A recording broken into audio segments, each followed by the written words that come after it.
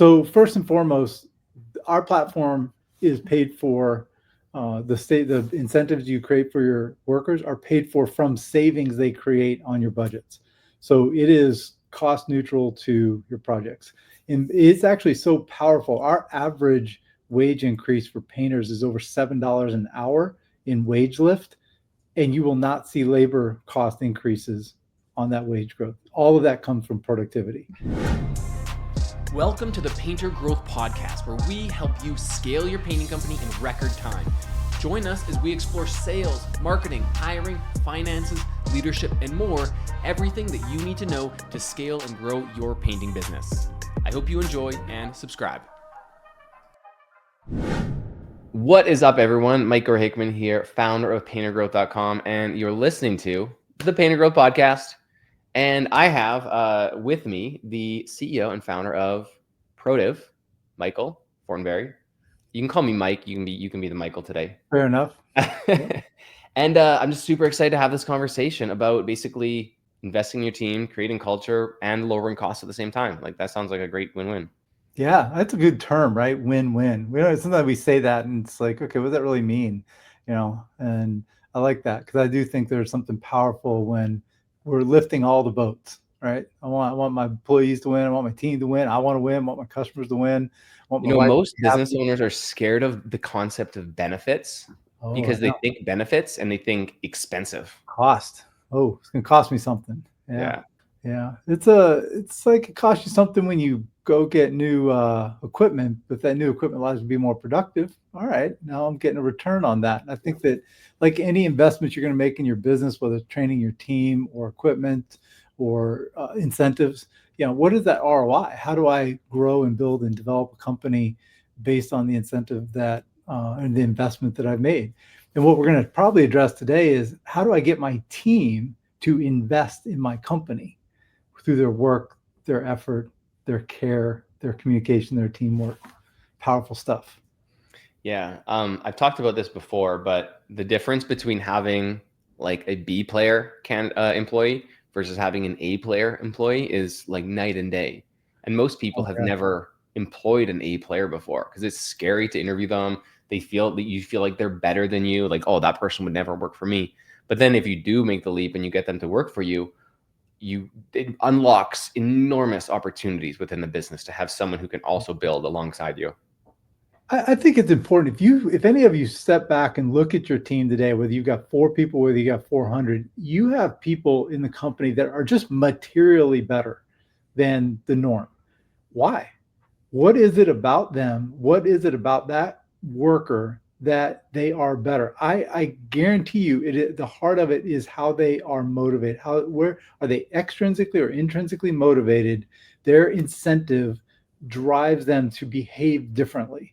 Their approach to, whether it's attention to detail, the production of what they do, their efficiency, their safety, all the different things that allow them to be just better, they are somehow motivated differently. And if you can unlock what it is that drives them, and then find what drives other people on your team and begin to unlock those things, you can raise B's up. You may not turn them into A's, but you make them a B plus, right? And that is a powerful engine for efficiency and growth. And it's a powerful foundation for building cool culture, because when they're getting what they want, right, when they're feeling a reward for the effort that they're making, their commitment to your company, their dedication, their tenure, all of these things just expand and get better. Now, just so we can give everyone context, so we can see what, where your motives lie, what does Protiv do? Yeah, so Protiv at its heart is an incentive management tool for hourly workers. We serve a lot of different industries, trades in particular, but we were born out of the painting business. Myself and my co-founder, David, we have a painting company still to this day. It still runs here in New York City, do painting and large-scale multifamily renovation work. We've scaled it up to about 130 people in the field. Amazing. And we built this as a tool for ourselves, trying to just align the quality of what the team produced, the efficiency at which they produced it, to incentives and rewards. Because, right, Mike, they come in, they're like, hey, boss, I need a raise. Okay, well, all right, Bob wants a raise. So if I give Bob a raise, I take him from $25 an hour to $27 an hour. The only thing that I've done is raise my cost. Bob does not perform differently. It doesn't actually even perform differently the next day. It literally doesn't change worker performance at all to give raises. At the same time, just to dissuade anybody of thinking that annual Christmas bonus makes the difference, that doesn't change behavior either. Their behavior on a Tuesday in April is no different whether you have a Christmas bonus or not. Mm-hmm. If what you're looking for in the way you incentivize people is behavior change, I actually want them to work differently, behave different, think different, work as a team, communicate, etc. Then you need to connect a reward to that behavior that is tangible and meaningful to them. And it's got to be frequent enough that they mentally make the gymnastic leap, that they get muscle memory around my behavior changed and went in this direction, which helped the company, and I get a reward for it. So Protiv we built software to manage that connection, essentially linking project budgets and other KPIs back to variable incentives for the workers. And it worked so well for us that here we are 2 years later with a software company. Amazing. Didn't really have that on our bingo card. So I'm going to play devil's advocate just for a minute. Yeah. Right? I got to represent my audience. This is something else that I have to pay for, and it's something else I have to manage. And it's going to, what was the other? I had one more thing. That's something else I have to pay for, something else that I have to manage, and just like another tool. Another thing. Gosh, we really want another thing. Yeah, we already have our CRM, we have our marketing software, we got all this stuff. Probably already have way too many systems. So first and foremost, our platform is paid for. The incentives you create for your workers are paid for from savings they create on your budgets. So it is cost neutral to your projects. And it's actually so powerful. Our average wage increase for painters is over $7 an hour in wage lift, and you will not see labor cost increases on that wage growth. All of that comes from productivity, because your team has a different gear. Yeah, we've seen it. We see it. Is it kind of like a line? It's like a piece rate system, because we always piece rate has a whole bunch of holes in it, though, that we had to. Think of it as a combination of piece rate, but with a whole bunch of control structures on it. One is it maintains a base hourly wage. They can't fall below a floor, whereas where piece rate tends to drive quality issues that we don't like. Has some legal issues around piece rate. So ours is really a hybrid model of a few different structures, but we always start with a budget, right? If I have a budget, say it's, I have $1 to paint this room in labor. If I can get that done for 90 cents because they're efficient, they do it right the first time, big part of our program, and they communicate well, et cetera, and they're out of there at 90 cents. I've got 10 cents left over from my original labor budget that I can share with the team. Yeah. And that seems simplistic when you're doing one guy goes to paint one location. The minute that I have 12 people working different jobs with different wage rates across different pay periods, who gets how much? And that's what we have Excel spreadsheet empires, but once you start getting into multifamily residential, 10 plus crews, like it's very complex. It's kind of, well, we've solved it. Software solves that, right? It's like we make that easy. The second part is you're dressed as another system. Technically, it is another system, but we actually we're integrated into current operating platforms. So our system runs in the background. So if you're running, something like Jobber or something like on bigger companies, maybe something like a Builder Trend, or you got a platform, we're going to plug into that tool and pull data in. Jobber, I didn't even know that. They flew me out to Vegas in October for their podcast. That was fun. Exactly. And so our system just plugs into Jobber. We're fully integrated in Jobber. Your jobs come over, your time comes over. You got that labor budget of $1,000 or a job budget of $5,000. You say, I really want to get to 22% labor on that. You plug in 22%. That becomes a goal for your team. They only get those incentives if that job is done correctly. So the software is managing how that's run and really seamless. So it's really become, from a software standpoint, very straightforward. But Mike, the lift is always the culture.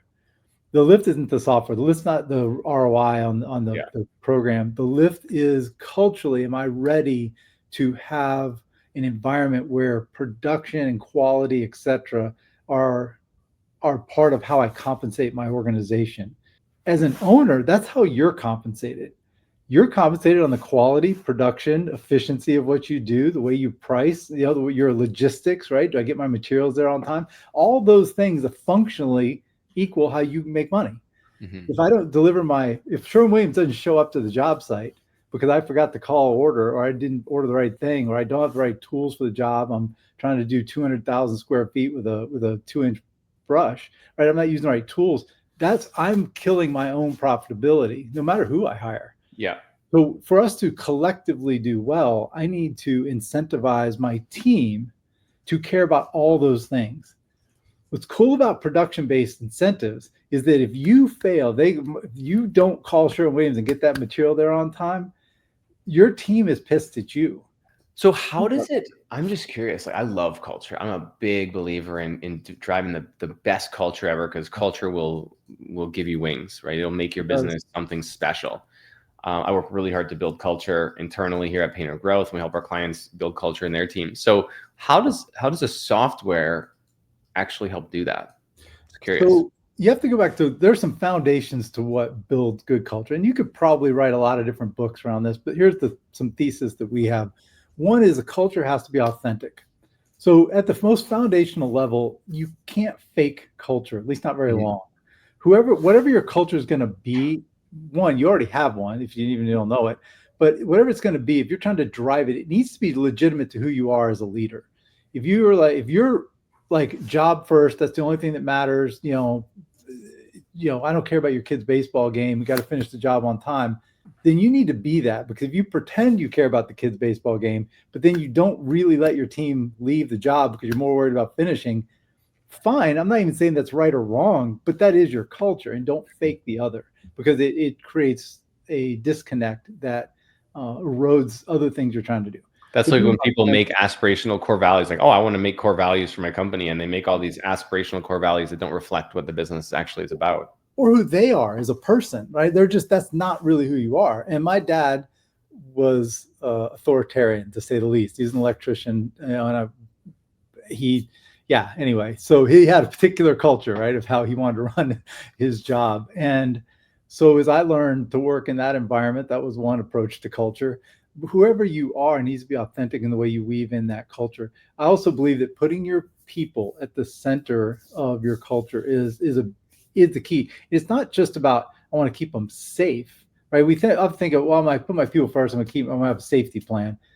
How about knowing what they want? Like, where are they trying to go personally? How do I involve my management team in their personal success, right? Another piece is communication. Obviously, communication is a bidirectional element, though. The biggest problem with communication, I say this a lot, is that the illusion it's taking place. We think we're communicating, but we really don't, because we're not really listening as much as we're speaking. And we've got this unidirectional communication flow in our companies. Why does your team not call and tell you that the paint wasn't delivered? Why are they just waiting? Right? It's just there's why doesn't it matter to them? How do you take feedback? Because they are paid hourly, and they're going to get paid the same regardless if they're painting or not. Right. So how do we open up communication? So these kind of foundational elements to building culture, because if you get it right, what you do is you open up an employee's willingness to invest into you. Investment by your employees means, I'm going to pay attention to what I do. I'm going to try and do the job right. I want to be efficient. I want to hold my teammates accountable to quality because it matters to me. Once I invest in myself, I keep my truck organized. I care about the customer's experience when I'm interfacing with a customer. All kinds of things open up because I personally am willing to invest more than just my back into the job. I'm willing to invest my brain. It's funny, you get a free brain with every employee. It's like a gift with purchase. And we don't always unlock that, right? We take their back and we ask them to paint the wall. Well, I really want enough credit for being human with their own thoughts and free will. I want them to bring their brain to work, and I want them to care. And even if they're wrong, I still want to know. Even if they're like, oh, I think it'd be better to do this with an artistic brush. I'm like, well, it's probably going to be slower, so why don't we do this with a roller? But there's this idea that I want them to think and care. And if they'll do that, you're already winning. No matter what happens, you're already further ahead the minute you get your team to care more the way that you do. You've heard this phrased as, ownership thinking and stuff like that. All of it is stemming out of, I want my team to be mentally invested into what we're building together. I'm a big believer in compensate for the behavior that you want, right? Yes. People pay hourly and they expect their team to take ownership, but they don't give them any upside when the company does good. Well, and there's not a connection that the worker understands to even that reward, right? It's okay. The company does better. We'll take a quarterly distribution of our net profit. You really, you think that Bob understands all the things that went into what happened to create your net profit? It's not in his world. Bob controls how productive and the level of quality and the safety that they execute on the job site. That's his world. So if you want their quality, attention to detail, communication, teamwork, safety, production, all those elements to go well, reward Bob for how that goes on that job. Maybe connect your jobs together over the course of a month and reward on how the month goes. But that direct correlation between what they control to what they're rewarded on, things that actually make the company money, like attention to detail, those are the elements that we think are critical to getting buy-in from the workers to the point where they want to invest because they get a return. Yeah. And I think that's important, right? The shorter the feedback cycle for your average employee, the shorter they can see from the action to the reward, the more motivated they are going to be to get that reward. Yeah, you can't expect someone who's at $24 an hour to be thinking about their annual bonus. It's just not. That's not their horizon. They think about what I get paid on Friday. And frankly, we have clients and even our own company that pay bonuses every week based on how they did maybe a month prior, that week, a month prior. Sometimes it's in arrears because I'm looking for quality, checks before I pay the bonuses out. But the frequency at which you pay is one of the kind of foundational elements to what we think make a good incentive program work. One, simplicity. If they don't understand it, how they get the money, then it doesn't work. So that's why you can't make it complicated. Two, if it's not transparent, they don't believe you.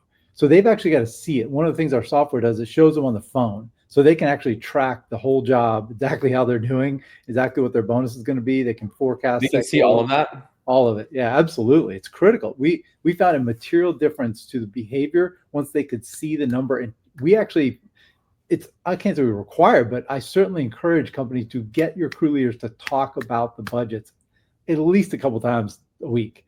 Guys, how are we doing this week on this job? Front of mind, right? I want to talk about money. Talk about money. We've got $1,200 to finish this up. We're going to finish it up, today instead of tomorrow. We're all going to pocket $300 that we're going to split up. Let's go get it done. What do we need? So many business owners are scared to talk about money with their employees because they're going to think. I think there's a fundamental misunderstanding for the employee class that doesn't understand the concept of profit. They think profit is bad because profit means you're being greedy. Profit means you're making the big man making all this money. But people just need re-education to understand that profit is very important. Profit's the only reason we can do this. Profit's the only reason why you have job security, why I can do this and go out of my way to find jobs and get leads and hire people and run production and make a bit more money so that we can do this. Otherwise there is no economy. It doesn't scale. So it's interesting because we don't generally go to the profit numbers with our system. We focus on the labor side. The labor is the part that they really have their arms around. In fact, people say, well, how should I bonus my project managers, for example, at different size companies? You should do that on gross profit because they control other elements of what delivers a project on or under, or below budget. So if we can get the crew to focus on the labor budget, that part they specifically control, at least more so, then they take some ownership of that. What's interesting is the ripple effect to when the management team does things wrong. I gave the example earlier. If you don't order the paint and your crew is sitting there and now they're calling Mike on the phone saying, Mike, what are you doing in the office, man? You can't even order the paint on time. Get that Sherwin-Williams guy going. I'm going to find somebody else to do your job. The crew starts to act like it's because it's their money. Well, there's also the thing, I guess what I was saying when I was talking about profit, it's okay, so this is a $10,000 job, but we only get $3,500 for the labor budget. Yeah. We're doing the whole job. Yeah. Right. That's the whole mindset there. It's like when you're gonna take, okay, and then they do the math, okay, they got 1,500 for paint, so they're gonna take 5,000. You're making $5,000 on my 3,500. I I only gotta wish. right. So it's like this mindset. So how have you found ways to, I mean, we have our own ways, but like how have you found ways to like deal with that mindset with employees when they can see the Sure. value of the job? Well, so sometimes they can see the value of the job, and I think that's where some more open book management can be a opportunity for you.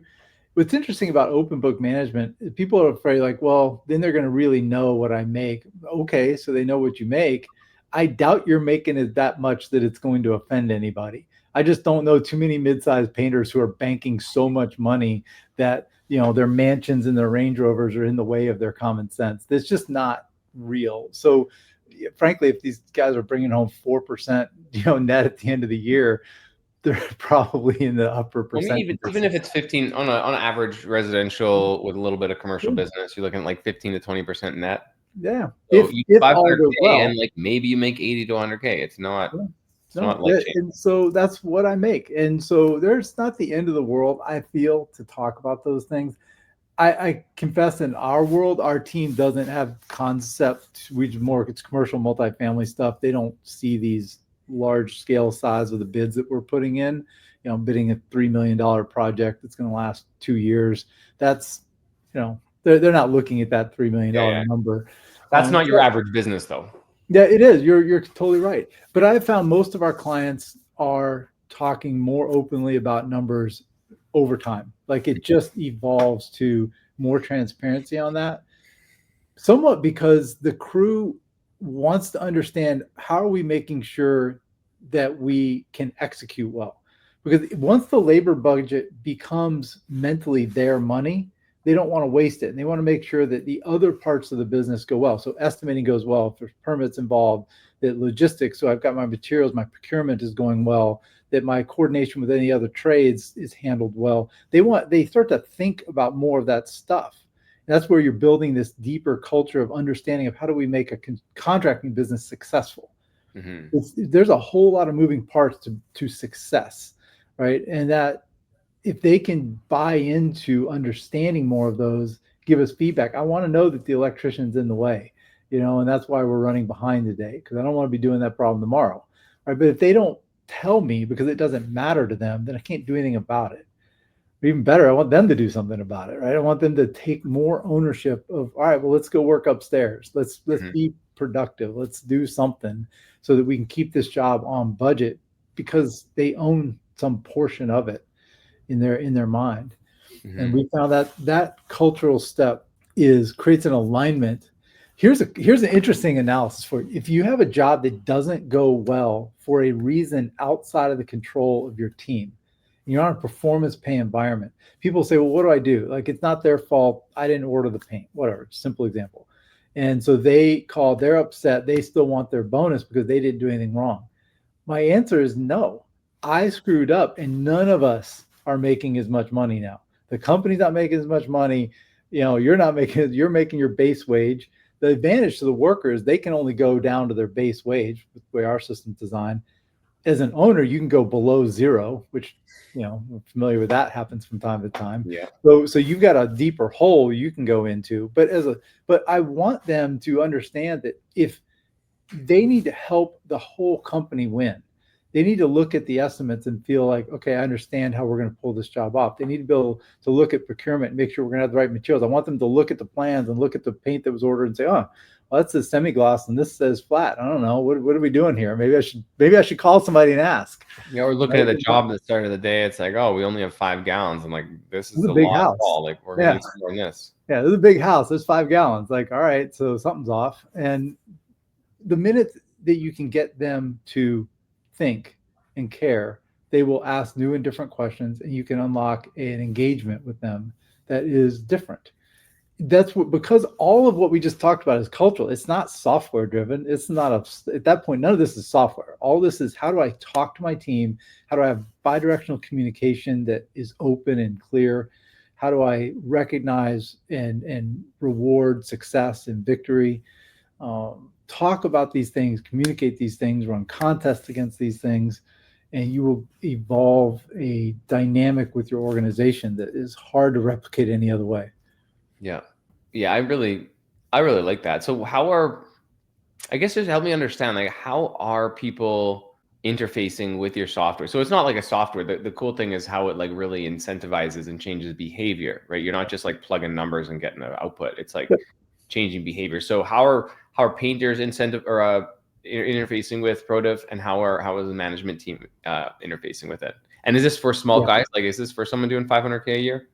Yeah, we've got people who have 4 workers in the field mowing lawns, all the way to big commercial, industrial painters, electricians, concrete excavation. We're very trade agnostic. Big companies, some little ones, and so two sides to it. One is, we'll take jobbers is the example here. I pull a labor budget from jobber, pull a target labor amount that you want to spend on that job. Maybe it's a percentage of the job or something, and it creates what we call a ProPay. It's on your dashboard in your office. You're going to then, as your team clocks into that job and jobber, we grab all that time. So I know that Bob's got 5 hours and Jim's got 10 hours on this project. I know their wage rates. And in the field, Bob and Jim can look at their phone and they can see the budget. They know they've got 10 hours to do this or 100 hours to do this job. They can set a goal. So I think we can do it in 90 hours. All right. So let's see if we do that. They know exactly what their bonus will be. It facilitates a share between the company and the crew. So you might set it up where a crew gets 75% of the savings, company keeps 25% of any savings. Every company's a little different how they want to do that. And then they can track exactly how they're doing. Maybe halfway through the job, they put in their percent complete right into Protiv on their app. They say, well, we're 60% of the way through the job. We've only spent 50% of the budget. We're on track to earn this much of a bonus. All right, let's get back to it. What do we need? Right. So we have this way for them to interface with it in the field. They don't have to. Technically they don't have to do anything with the system in the field, and they can just get a check. But if they'll engage with it and talk about it and think, then you're going to just perform better. How does it break down big jobs? So if you have like a big, obviously multifamily, let's say you can break that down to, like, say you're doing a new home that's $25,000. Right? How does it break that job down into manageable chunks for a painter? It's a great question. We actually have a feature called milestones. It's really functionally, it's your phases or cost codes. We see that in different trades, different approaches, multifamily or in big commercial painting work. We see people break it down into phases. So, we're going to do upstairs, downstairs, we're going to do prep, we're going to do primer, we're going to do finish, we're going to do the walls, the trim, how it depends on how you estimate it and bid the job, how you break it up with your own team. It'll support all of those kind of variations. You can do cost codes if you're doing it that way. So some people have different cost codes for maybe prep work or some, trim repair or something like that. And then a separate cost code for the paint itself. Just depends on how you're set up. We've run jobs with hundreds of thousands of hours through it. It lasts, more than a year.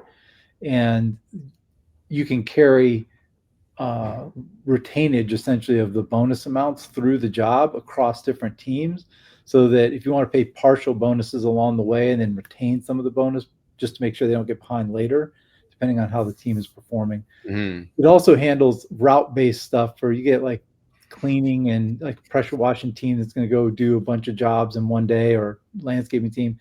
It can handle, like, we're going to do 40 jobs this week, and they're grouped together as, so you can kind of see how I'm doing across the week. Handles a few. There's a portion of like production management as well as incentivization. Yeah, all the production management side is still going to be existing within your current platform. We're just feeding and distributing and analyzing that data differently based on the type of work you do, the cycle times to your work. It's different if you're painting a house a day versus if you're painting one project for 12 months, right? I mean, it's still painting, but very different operationally, and the way you want to visualize that data. And like, I'm just out of curiosity, just so we can pop the egg for everyone. How much does this cost on average? Yeah, it's $1 million a month. Yeah. We charge $15 for each worker that's on a project in that month. Okay. So it's ROI wise, people don't usually complain about the price side of what we do. If you get this up and rolling, it's got a pretty exceptional ROI. If I can get 10% production lift, which is not a stretch at all, that's a that's a home run for a lot of companies. It's less than 1 hour per month. Yeah, for, it's not it's yeah, we don't have an ROI issue with our price point. It yeah. is the challenge with our system is universally, am I ready culturally to pull this off? You need to have your numbers right first. I'll show you if you're thinking about this, like, oh, it sounds like it might solve my problems.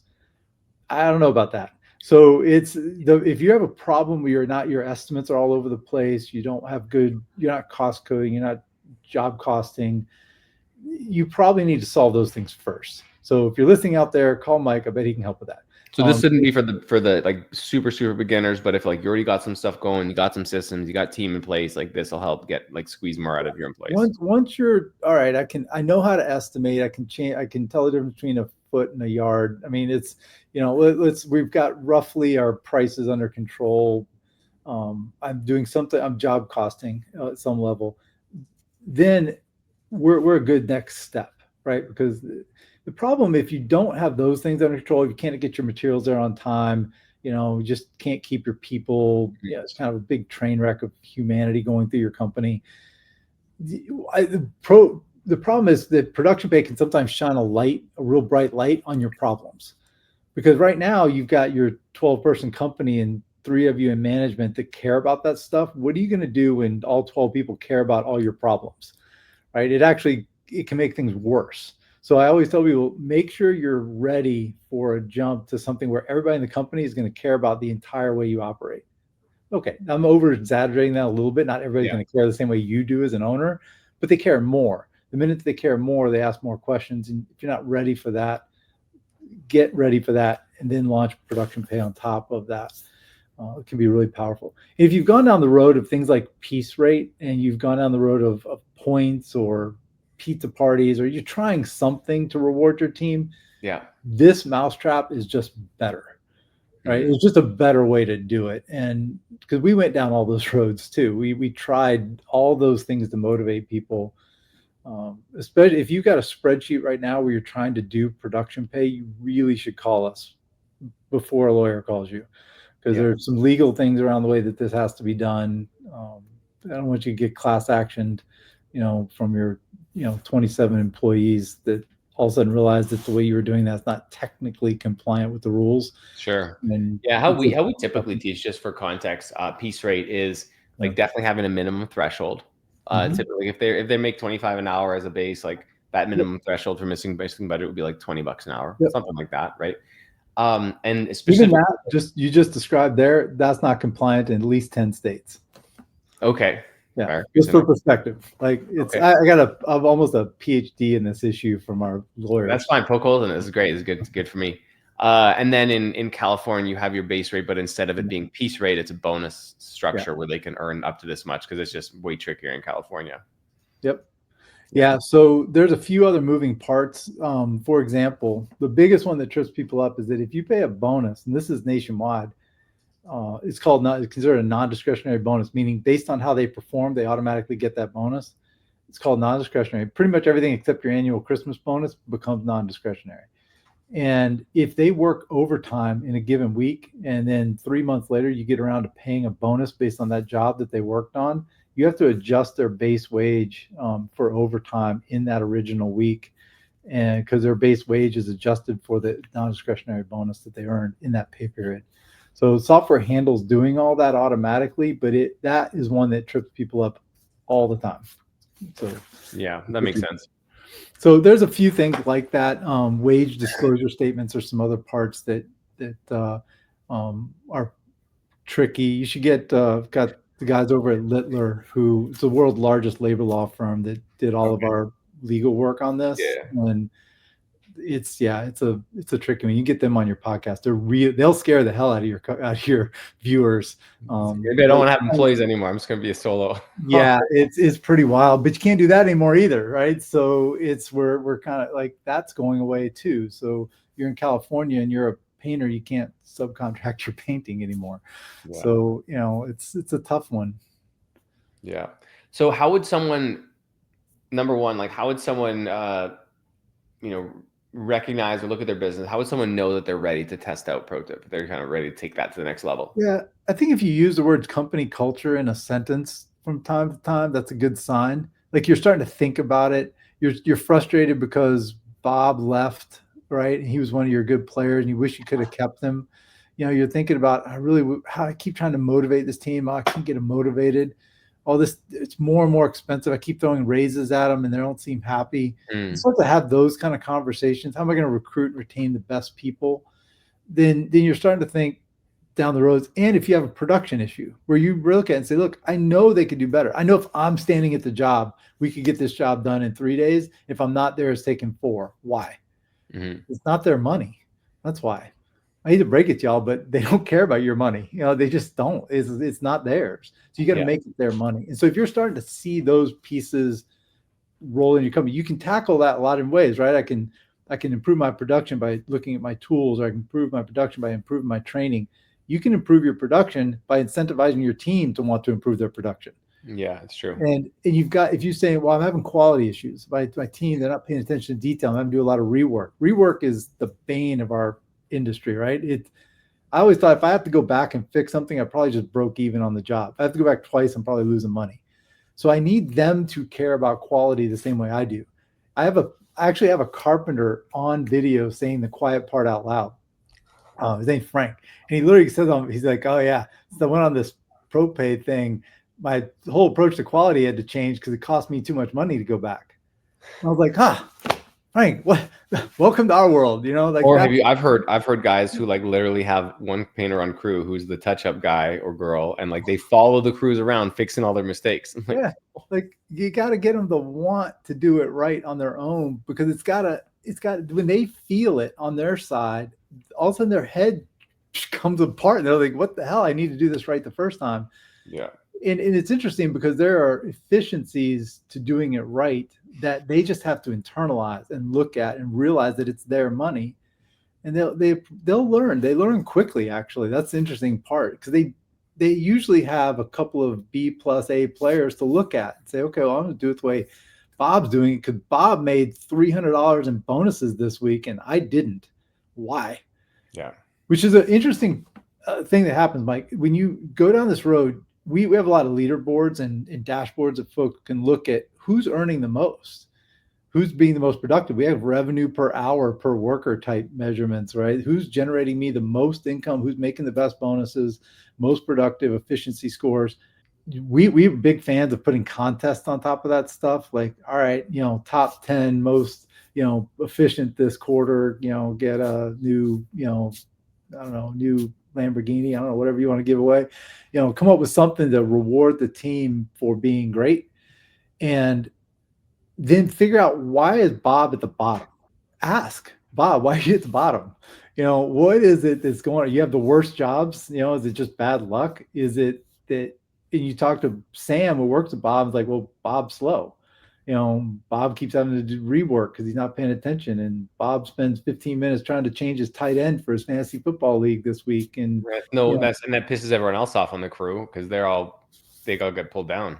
Well, and right now it kind of does, but you put performance pay in, it really does. And you will have turnover because of employee to employee pressure, especially when you're a larger company, and you put in a performance pay environment, because they don't want to work with Bob anymore. And they'll tell Bob.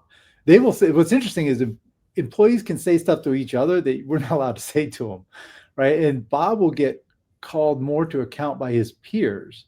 Peer pressure is really powerful. And Bob, you need to do this right because it's costing me money.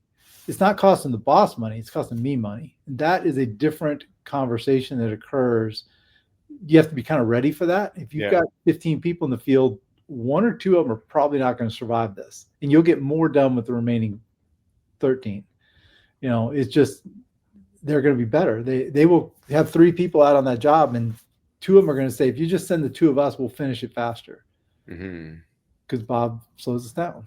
I keep picking on Bob. I don't know. Maybe Bob's great, but I like that. I mean, yeah, you can say whatever you want till the cows come home, but if you have all the employees, and so I guess pro tip would be like the main thing that you would need there is to make sure that each of your painters truly understand how the budget breaks down and how their compensation is structured, how they get to win. And then if they can see that and they can see Bob's pulling them back, they can they can communicate that to Bob. Like, Bob, It takes some time. Some companies faster than others at adopting it. And I would say if you're already using some type of performance pay structure, this just improves it because they can see it. And once they can see it, it unlocks a different little part of the brain, right? If I see the $75 bonus I'm going to get on Friday, I start to spend it. And once I start to spend it, I need to make sure I get it. And so there's this, baby needs shoes. And so I've got to make sure I get that. So I start to be sensitive to anything that's going to keep me from getting it once I've got a number in my head. So there's just different kind of human, things that occur psychologically to us that drive us to act in a particular way because it's in our interest. It's our self-interest to make these things happen. And the other reason we believe in this kind of frequency to the way it's paid out is there's muscle memory that gets developed. My behavior was X and I got Y. And as I connect those things, it just becomes more of a habit. And we believe that over time, it just gets better and better. It's amazing. So what I always like to give put our guests on the spot at the end of the episode. For the people who are able to listen all the way to the end here, what's a special offer that you can give to people to get them to test out Protiv if they think it's right for them? Special offer. That's a great question. If you contact us and say that you came through, this podcast, how about I'll do 10% off for your first year. And I'll waive 50% of your implementation fee, twofold offer. So okay. What's the implementation fee typically? Our implementation fee is already 50% refundable. So eventually you'll get your implementation for free. Okay. So okay, cool. That sounds like an awesome offer. We'll put the link below. I mean, based on everything we've talked about, anything else that you feel people should know about implementing this type of comp structure? I believe that when you go down this road, the more you talk to your team about it, the better you're going to do. This is not something to be done in a silo. In fact, we often encourage people, don't pull the trigger until you're ready to really engage with your team. In fact, when we launch companies, we actually launch it in secret. We don't tell any employees about it. We just put it into a sandbox and get all your data in there so you can see your system running before you tell anybody, because you have to be ready to write a check. Yeah. If they beat your budget and they make you more money, you're ahead of where you thought you were going to be, and you're supposed to share some of that with them. You've got to have enough confidence in the data to write that check, because it sometimes feels scary, right? Did I really save money? So we want you to spend time getting to understand the data, because once you tell your team this is where we're going, there needs to be, we've found a pretty quick kind of movement toward let's put some money in their pocket as soon as they deliver on something. I want muscle memory. So be ready to talk to your team about this when you pull it. It can't be something you put your toe in. I'm going to try it with one team. I'm going to try it with one guy. It's also not follow through on. Yeah, you've got to go in. This is a all-in strategic step for a company. This is not I'll kind of play around with it. You just piss your people off doing that. They don't know what to expect. And it goes back to being consistent, transparent, and authentic in the culture that you're building. Yeah. I mean, we've all started projects with our employees or with our company and software that we've started and then abandoned. Yeah. And paid monthly for 6 months before canceling it without using it. Yeah. We see that. It's been an exciting journey for us building this. We've seen it be transformative for workers. Workers get into it because they're making more money. Wages go up. There's a very positive human part to doing it. Kind of gamifies their job. It's funny. We also always show them that your wages are somewhat in your control. And the control is a powerful thing for people, right? I want to have some control. I don't want to be dependent on having to go in and say, hey, Mike, man, can't get a raise. Come on, come on, boss. I've been with you for a week and a half now, and so there's this control that you hand back to your people. The whole concept of a raise almost goes away, because you want a raise, just earn it, deliver it. And it's absolutely true. Big human step. When their paychecks are going up, you're more profitable as a company. You hire better and better people. People want to work there. You become an employer of choice. Your wage rates are just going to be higher on average than the marketplace. It's fun stuff. And your quality should improve because they begin to care more about it. Are there any downsides? It sounds wonderful, right? Assuming Gosh, you have the time downsides to be too. able to, or not even time because no one has time, but the desire to pull it off. You make Yeah, that. I think you have to. The downside is if you're not organized behind the scenes, you can shine a light. Like if you have just procurement problems getting your materials on time, you're going to piss a lot of people off. Like Yeah. you really do need to have some other parts of your company at least somewhat under control.